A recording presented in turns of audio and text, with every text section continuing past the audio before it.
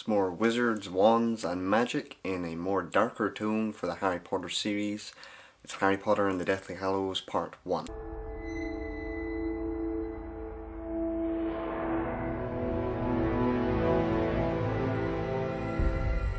No sign of him, my lord.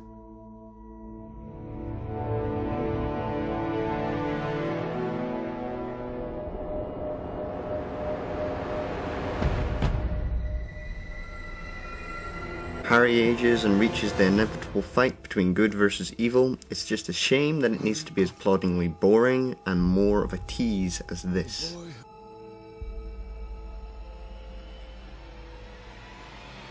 Come to die. Starts off with an exciting chase, wands in hand, Death Eaters at the ready, and after being recapped with familiar faces, we find the Ministry of Magic is taken over by Voldemort's gang of Dark Lords and Wizard and Witches.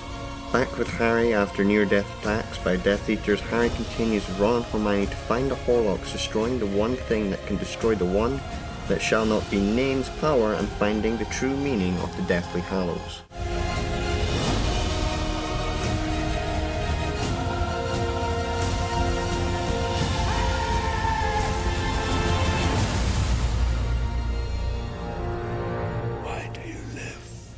Strange to think that we've been living with these films and basically growing up with them if you're a child for like the past 10 years.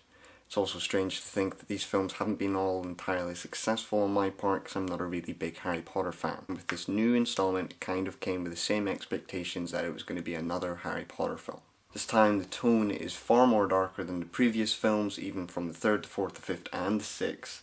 But the film still struggles with every other Harry Potter film to do the themes of whatever it's trying to accomplish. This time it's friendship, it's anger, it's growing up, it's what to do after you finish with this, it's revenge, it's all sorts of things, and the film really struggles with that. But what it does accomplish is the more love story between Ron and Hermione, far more accomplishing it than it did in the Borefest of Half-Blood Prince. But the single-handed problem with basically the last 3 Harry Potter films, including this one, is Mr. Radcliffe himself.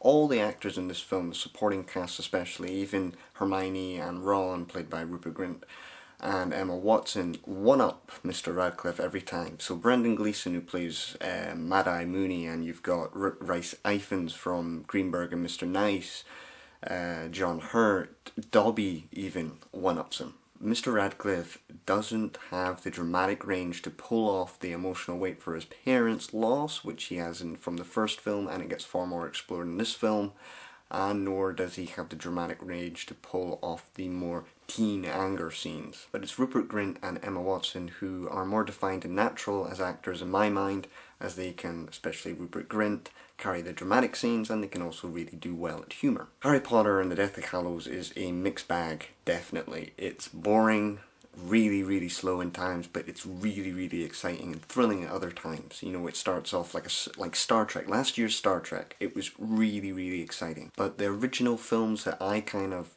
grew up with and came to really like were the charming aspects and all the fun that they were having. You know, these were characters who were in a magical world, who were wizards, who could do all sorts of things with potions and magic, and all of that's gone.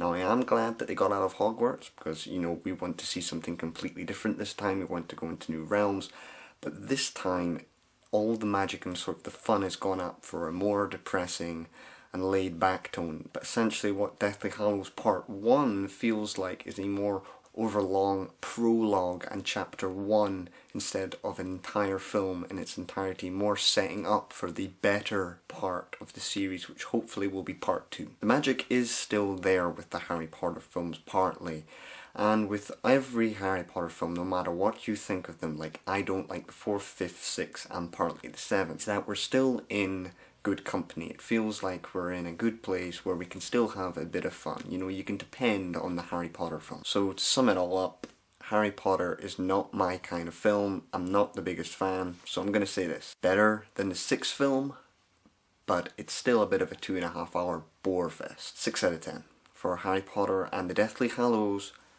Part 1.